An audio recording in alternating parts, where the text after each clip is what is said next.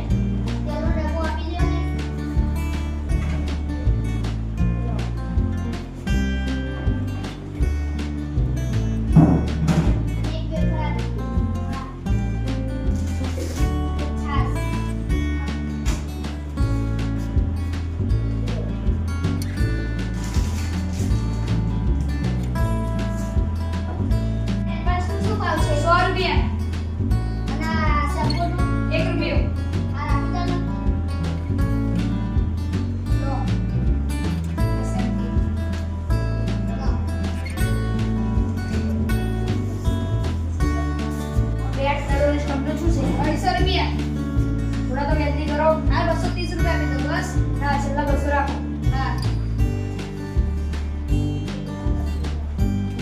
Not તો ફાટલી છે એવું.